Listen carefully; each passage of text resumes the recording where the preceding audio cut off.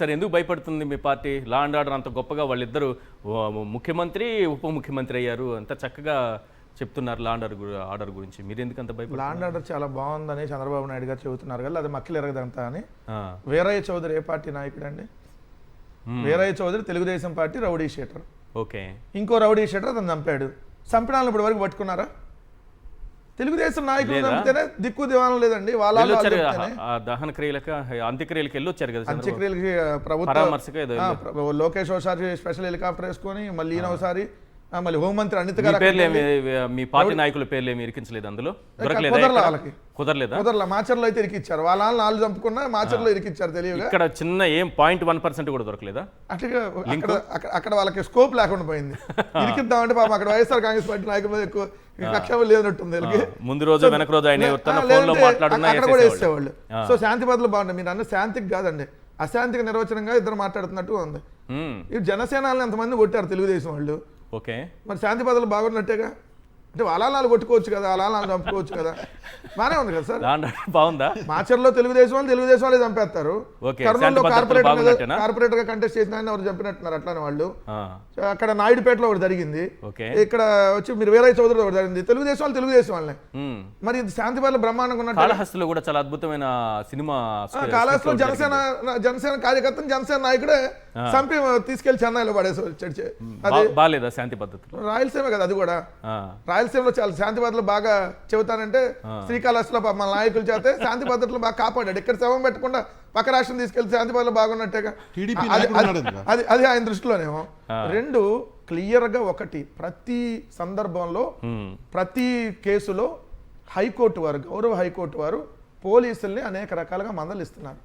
మీరు పెడతనే తప్పుడు కేసులు, మీరు కేసులు పెట్టి అరెస్ట్ చేయటమే మీరు ధ్యేయంగా పెట్టుకున్నారు, మీరు అసలు ఏం చేస్తారో మీకు అర్థం అవుతుందా, మీ డీజీపీ గారిని మేము ఇక్కడికి పిలిపిస్తాం అని చెప్పి మాట్లాడినా వీళ్ళు ఎక్కడా కూడా తగ్గట్లా. అంటే గౌరవ హైకోర్టు చెప్పినా కూడా ఉండాలి. త్వరగా కిషోర్ గారి విషయంలో మొన్న అదేవిధంగా ఈ రోజు కూడా ఘాటైనటువంటి వ్యాఖ్యలు చేసి పోలీసుల్ని, ఈవెన్ కొంతమంది మెజిస్ట్రేట్లు కూడా, కొంతమంది మెజిస్ట్రేట్ల మీద కూడా హైకోర్టు మన సర్క్యులర్ జారీ చేసింది కదా, మెజిస్ట్రేట్లకు మీరు యాంత్రికంగా రిమాండ్ విధిస్తున్నారు అని చెప్పి. కరెక్ట్. సో ఇప్పుడు మీ కేసులన్నీ చూడండి, అదే కేసులు. ఇప్పుడు వాళ్ళు ఏం లేదు, ఇమీడియట్ కేసు పెట్టేస్తారు. SC/ST కేసు అంట, ఏది తలకాయ బగిలించుకున్న ఆయన తలకాయ బగిలింది, ఆయన మీద SC/ST కేసు. మక్కిలు ఎరగదంతా అంటే అదేగా చంద్రబాబు నాయుడు గారు. మా వాళ్ళ మక్కిలు ఎరగదని, అదే సార్ మా వాళ్ళ మక్కిలు ఎరగదనేసి మా వాళ్ళ మీద కేసులు పెడతారు. ఇదే ఒక ముఖ్యమంత్రిగా మీరు చేస్తుంది.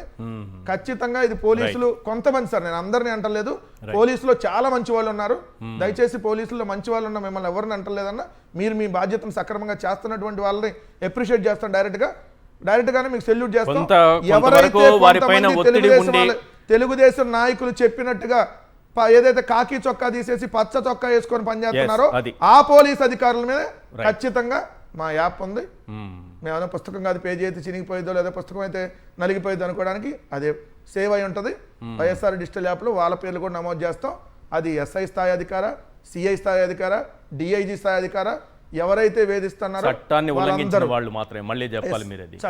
ఉల్లంఘించినటువంటి పోలీస్ అధికారులు, చట్టాన్ని ఉల్లంఘించి తప్పుడు కేసులు పెట్టి వేధిస్తున్నటువంటి వాళ్ళని మాత్రం ఖచ్చితంగా గుర్తుపెట్టుకుంటాం. రైట్, మీరేదో పాయింట్ అన్నారు సార్. ఇప్పుడు ఎలక్షన్స్ ఏదైతే పులివెందులో జరుగుతున్నాయో, ఈ ఎలక్షన్స్లలో వీళ్ళు ఇన్ని ప్రయత్నాలు చేస్తున్నారు కదా, ఈ ప్రయత్నాలు మనకు క్లియర్గా కొట్టేస్తున్నట్టుగా అనిపిస్తున్నాయి. అవును. కాకపోతే ఈ ప్రయత్నాలలో ఒక విషయం టీడీపీ నాయకులు, అక్కడ ఉన్నటువంటి బీటెక్ రవి గారు అర్థం చేసుకోవాలి. ఏమర్థం చేసుకోవాలంటే, ఈ రోజు ప్రజల దగ్గర నుంచి వస్తున్నటువంటి వ్యతిరేకత మనము కొన్ని వీడియోలలో చూసినాం. వీళ్ళు ఇంతగా భయపెట్టినా పులివెందుల ప్రజలు మాత్రం భయపడట్లేదు సార్. నిజంగా సెల్యూట్, హ్యాట్స్ ఆఫ్. ఆ ఒక్క విషయం మాత్రం చేయాలి. ఎందుకంటే ఈ రోజు అవినాష్ రెడ్డి గారు మళ్ళీ వెళ్ళారు, అదే ఊరికి వెళ్ళారు. వెళ్తే అక్కడ జనాలు, అక్కడ మహిళలు నిజంగా ఆయనని వెల్కమ్ చేసుకున్నటువంటి పద్ధతి చూసా నేను కొంచెమైనా భయపడతారు అనుకున్నా. ఇంత పెద్ద ఇన్సిడెంట్స్ జరిగింది, ఇంత జరిగింది, కొంచెమైనా భయపడతారు అనుకుంటే ఎదురొస్తున్నారు. ఆయనకి పోట్లే, ఆయన రాకముందే వీళ్ళు మహిళలు వీళ్ళందరూ ఊర్లో ఎదురొచ్చి ఏమక్కర్లా, మీరు తిరగవలసిన అవసరం లే, మేము ఉన్నదే, మేము తప్పకుండా ఓటేస్తాము, మీరు హాయిగా ఉండండి అని మహిళలు ఈరోజు చెప్తున్నారంటే this is a success story of Jaganmohan Reddy గారు, సక్సెస్ స్టోరీ ఆఫ్ వైఎస్ఆర్సీపీ.